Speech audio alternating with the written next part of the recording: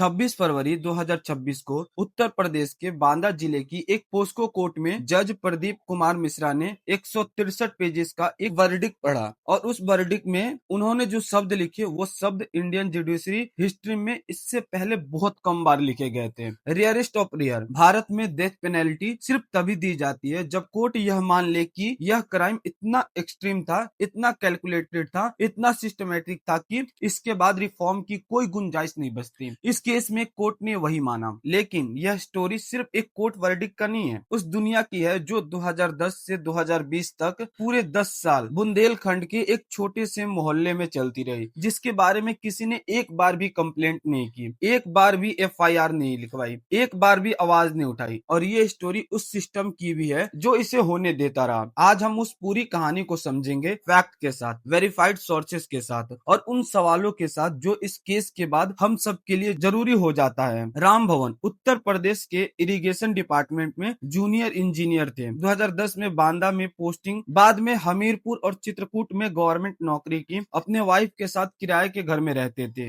एक बिल्कुल ऑर्डिनरी दिखने वाली जिंदगी। आउटलुक इंडिया की इन्वेस्टिगेशन में नेवर्स ने बताया कि उनकी डेली रूटीन इतनी रेजिमेटेड थी कि उनके घर से निकलने और वापस आने के समय से घड़ी सेट की जा सकती थी। सुबह 8 बजे ऑफिस, दोपहर 2 बजे वापस और बस। और यही नॉर्मल लाइफ उनका सबसे बड़ा कवर था। लेकिन एक डिटेल और जो इस पूरे केस को समझने की चाबी है, राम भवन को गवर्नमेंट अकोमोडेशन मिलता रहा, यह उनका अधिकार था, लेकिन वो कभी गवर्नमेंट क्वार्टर्स में नहीं रहे। जानबूझकर हमेशा लोअर मिडिल क्लास कॉलोनीज में किराए का घर लेते थे। वो कॉलोनीज जहाँ गरीब फैमिली थी, जहाँ बच्चे बाहर खेलते थे, जहाँ एक स्मार्टफोन भी सपना होता था। ये एक्सीडेंट नहीं था, ये सिलेक्शन था। बूम लाइव की इन्वेस्टिगेशन में एक विक्टिम के कोर्ट स्टेटमेंट का जिक्र है जो इस पूरे केस का कोर है। वो लड़का करीब 13 साल का था जब राम भवन ने पहली बार उसे एक मोबाइल फोन दिया, फिर पैसे, फिर डिमांड्स। और जब उसने मना किया तो राम भवन ने कहा, मेरे पास तेरी पुरानी फोटोज है, फैमिली को दिखाऊंगा, इंटरनेट पर वायरल कर दूंगा। डर की वजह से मैं भेजता रहा। उस लड़के ने पोस्को कोर्ट में कहा,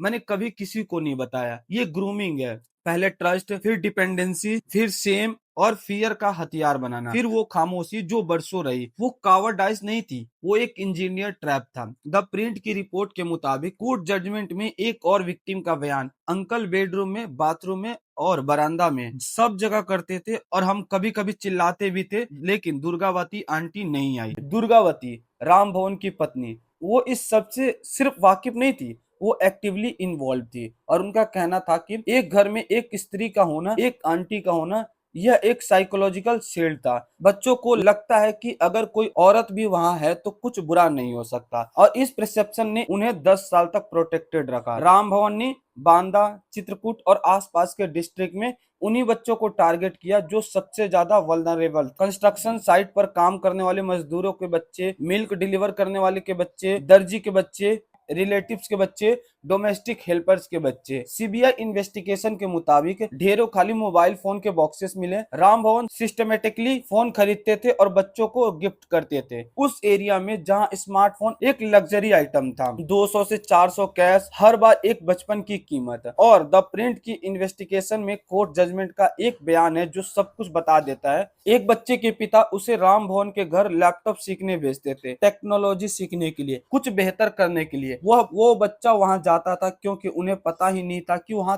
क्या होता है। अब वो एंगल जिसने इस केस को एक लोकल क्राइम से इंटरनेशनल मैटर बना दिया। राम भवन सिर्फ अब्यूज नहीं करते थे, वो रिकॉर्ड कर रहे थे हर बार विक्टिम, सिस्टमेटिकली। और बूम लाइव की वेरीफाइड इन्वेस्टिगेशन के मुताबिक 10 सालों में 2 लाख से ज्यादा इमेजेस और वीडियो क्रिएट हुई, जो डार्क वेब पर, पोर्नोग्राफी वेबसाइट पर, क्लाउड प्लेटफॉर्म मेगा.nj और बॉक्स.com पर 47 डिफरेंट कंपनी में डिस्ट्रीब्यूट हुई, जिनमें चाइना और यूनाइटेड स्टेट्स भी शामिल थे। 47 देश, आप समझ सकते हो। बुंदेलखंड के एक कमरे में जो हुआ वो 47 देशों में बिका। मूवीज का कॉन्सेप्ट समझते हैं, लेकिन यह एक रियल मार्केट प्लेस है, रियल बायर्स हैं, रियल पैसे हैं, और कोई ट्रेस नहीं है, कोई आइडेंटिटी नहीं है। और जो टूल्स राम भवन ने यूज किए वो एग्जोटिक हैकिंग गियर नहीं था, बस एक कैमरा, मोबाइल फोन और एक लैपटॉप, एक क्लाउड अकाउंट, सब कुछ जो आज घर में है। लेकिन ये केस पकड़ा कैसे गया ये भी जानना जरूरी है। 2019 में सीबीआई की OCSAE unit, special online child sexual abuse and exploitation unit, एक इंसान को मॉनिटर कर रही थी। नीरज यादव, सोनभद्र का एक इंजीनियर जो इंस्टाग्राम पर चाइल्ड सेक्सुअल अब्यूज मटेरियल बेच रहा था, पेटीएम और गूगल पे से पेमेंट ले रहा था। जब इन्वेस्टिगेशन ने उसके मटेरियल का सोर्स ट्रेस किया, वो एक नंबर तक पहुंचे और वो नंबर राम भवन का था। बूम लाइव की रिपोर्ट में प्रोसिक्यूशन लॉयर कमल सिंह ने कंफर्म किया, इंटरपोल ने अलर्ट दिया था कि कोई 3 फोन नंबर यूज करके वीडियो बना रहा है और ऑनलाइन अपलोड कर रहा है। 31 अक्टूबर 2020 को एफआईआर हुआ और 18 नवंबर 2020 को राम भवन को गिरफ्तार किया गया चित्रकूट से। 28 दिसंबर 2020 को दुर्गावती को भी गिरफ्तार किया गया क्योंकि उनकी इन्वॉल्वमेंट के वीडियो भी एविडेंस में थे। तलाशी में मिला 12 मोबाइल फोन, 2 लैपटॉप्स और 6 पेन ड्राइव, एक वेबकैम, एक डायरी और 8,27,000 कैश और एक पेन ड्राइव, सिर्फ एक पेन ड्राइव जिसमें 34 वीडियो और 679 इमेजेस थी। नंबर में बात करना आसान है, 33 विक्टिम, 2 लाख फाइल्स, 47 कंट्रीज। लेकिन इन नंबर के पीछे कुछ और है। इन 33 बच्चों में एक 3 साल का बच्चा था, 3 साल। बूम लाइव की इन्वेस्टिगेशन में उस बच्चे की माँ के बारे में लिखा है जो राम भवन के घर डोमेस्टिक हेल्पर थी। कोर्ट में जब वीडियो एविडेंस प्ले हुआ तो वो टूट गई। उसका बेटा बोल नहीं सकता था, सिर्फ गेस्चर से कम्युनिकेट करता था। उसने लोअर बॉडी में सिवियर पेन इंडिकेट किया था और स्क्विंट आई जो हुआ वो सालों बाद भी वहां थे। और आउटलुक इंडिया की इन्वेस्टिगेशन में सीबीआई ऑफिसर का एक बयान है जो शायद इस केस की सबसे डिस्टर्बिंग डिटेल है। राम भवन के अर्लीस्ट विक्टिम में से एक, जो उस वक्त 22 साल का था, खुद अब्यूजर बन चुका था। उसने खुद बच्चों के साथ अब्यूज किया था। साइकिल ऑफ अब्यूज जो टेक्स्ट बुक में थ्योरी लगती है, यहाँ डॉक्यूमेंटेड थी। सीबीआई ने एम्स के साथ राम भवन का साइकोलॉजिकल एवेल्युएशन करवाया।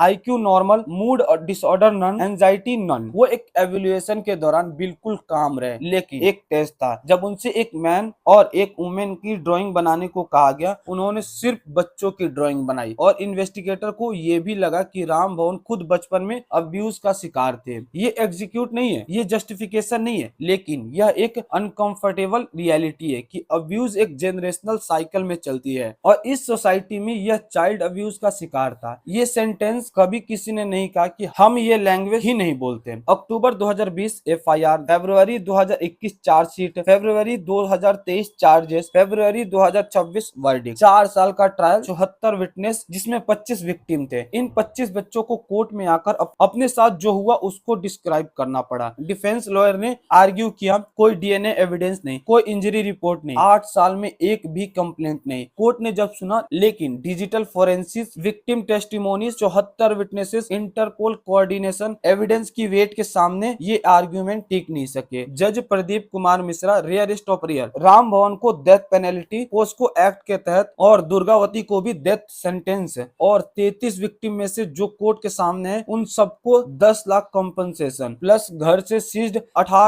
8,27,000 कैश उनमें डिस्ट्रीब्यूट करने का ऑर्डर। द प्रिंट की रिपोर्ट में कोर्ट का एक और ऑब्जर्वेशन है, अगर इन कन्विक्ट को डेथ पेनल्टी नहीं दी गई तो इससे सोसाइटी का जस्टिस सिस्टम पर से भरोसा टूट जाएगा और बच्चों में डर बैठ जाएगा। अब रुकिए एक सेकेंड। 10 साल, 33 कंफर्म विक्टिम। इन्वेस्टिगेटर मानते हैं एक्चुअल नंबर 50 से ऊपर था। एक भी कंप्लेंट नहीं की थी, एक भी एफआईआर नहीं थी, एक भी नेवर सामने नहीं आया। क्यों?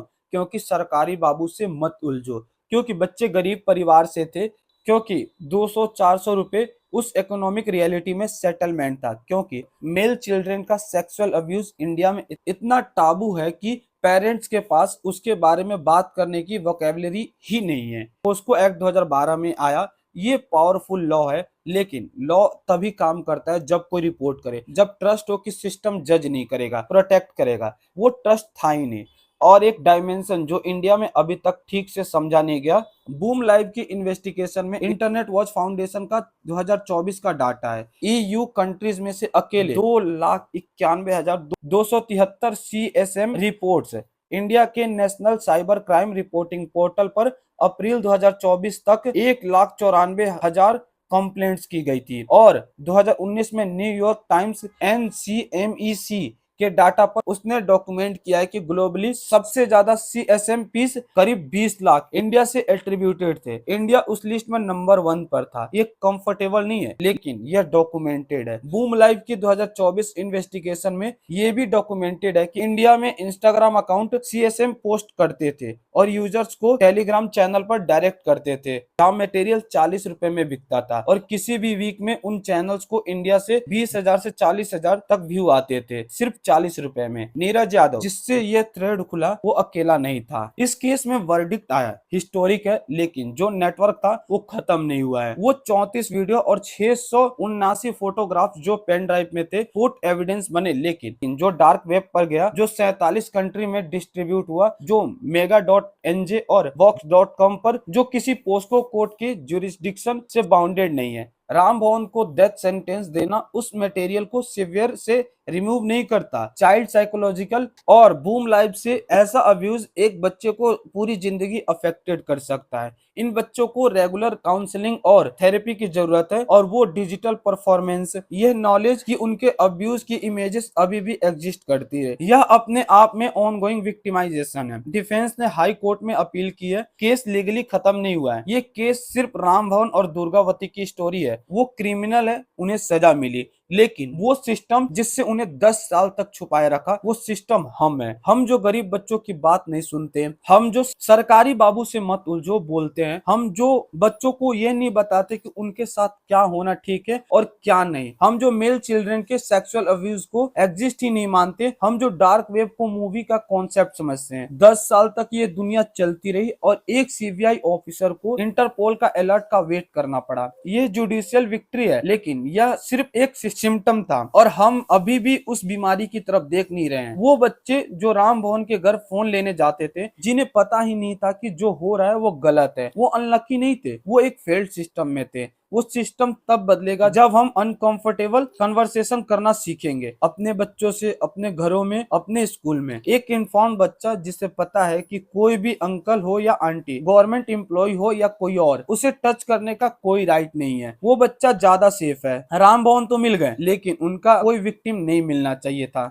उसे टच करने का कोई राइट नहीं है। तो अगर आप वीडियो अच्छा लगा हो, इंफॉर्मेटिव लगा हो, तो चैनल को सब्सक्राइब कर सकते हो और वीडियो को लाइक भी कर सकते हो।